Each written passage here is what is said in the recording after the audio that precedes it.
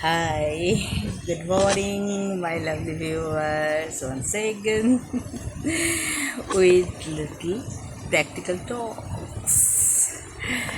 তো আজকে practical talks সত্যি সত্যি কিন্তু খুব সিরিয়াস একটা ব্যাপার নিয়ে বলবো কথা। খুব রিসেন্ট একটা নিউজ ফেসবুকে ঘুরছে, দেখেছো কি তোমরা? খেয়াল নিশ্চয়ই করেছো।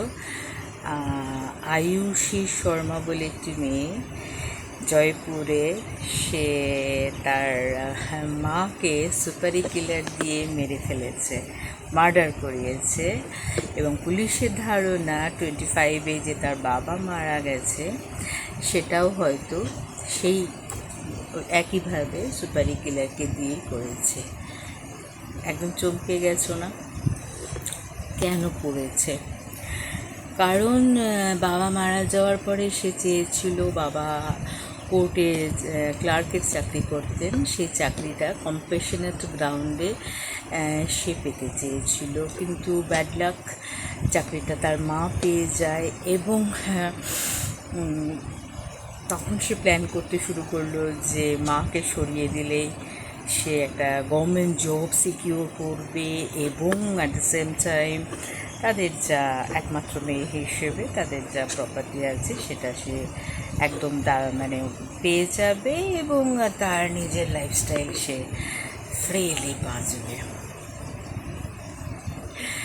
এবং তার জন্যে সে সুপারি কিলার ঠিক করে, কয়েক কোটি টাকার প্রপার্টি সে পাবে, সুতরাং সুপারি কিলারকেও বেশ কিছু কয়েক লাখ টাকা সে দেয়।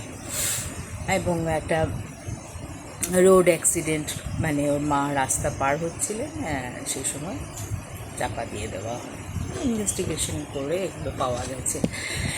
তো কি যে অন্য স্টেটের ব্যাপার, আমাদের কি, আমরা বাঙালিরা কিছু আমাদের এসব হয়ই না, একদমই নয়। কিন্তু কিছু কয়েক বছর আগে, মানে খুব বেশি অতীত না, আবার সেই নিউজ পেপারের দৌলতে একদম লাইমলাইটে এসেছিল একটা খবর, বেহালাতে এক সচ্ছল দম্পতির একমাত্র ছেলে, তাকে পুলিশ অ্যারেস্ট করেছিল। ঘটনাটা মনে করিয়ে দিই একটু। ভদ্রলোক ভদ্রমহিলা দুজনেই সেন্ট্রাল গভর্নমেন্ট এমপ্লয়ি ছিলেন, এবং অফকোর্স একটা মোটা অ্যামাউন্ট পেনশন তারা পেতেন। ছেলেটি একমাত্র ছেলে, ছেলেটির নামও বলে দিচ্ছি, শুভ্রাংশু, সারনেম এখন আমি ভুলে গেছি। সে দীর্ঘদিন মা মারা যাওয়ার পরেও মায়ের পেনশনটা তুলেছে ব্যাংক থেকে। কী করে?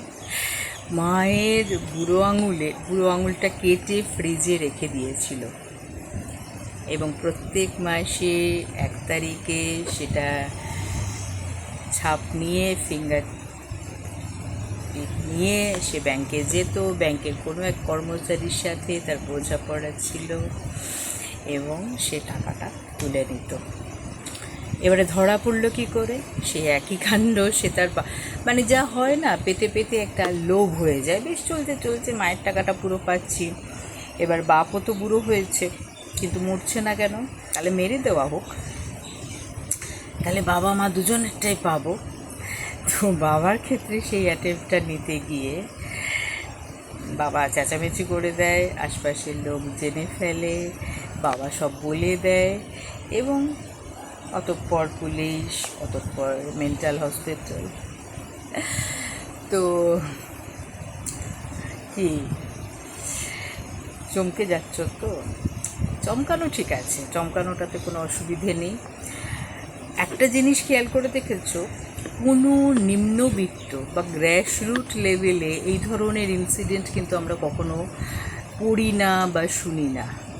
সব কিছু হয় সচ্ছল দম্পতিদের ক্ষেত্রে। তাদের ছেলেমেয়েরা বাবা মাকে টেক কেয়ার করার তো ছেড়ে দাও, কী করে বাবা মাকে মেরে তাদের পুরোটা হাতিয়ে নেবে এই প্ল্যান প্রোগ্রাম করতে থাকে।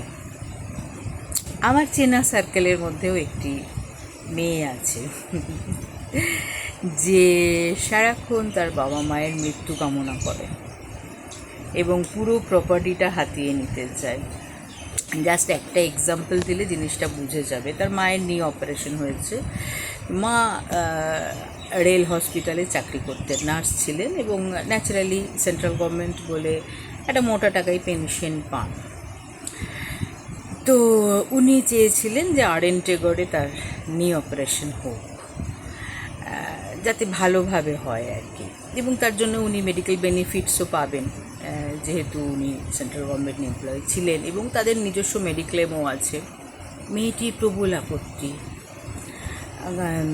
কারণ যদি কিছু এক্সট্রা খরচা হয়ে যায়। সে আমাকে বলল যে এটা করার কোনো মানেই হয় না।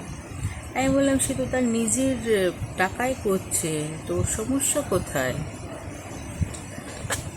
তো এটাই, সেই সচ্ছল দম্পতিদের প্রতি আমার সত্যি করুণা হয়।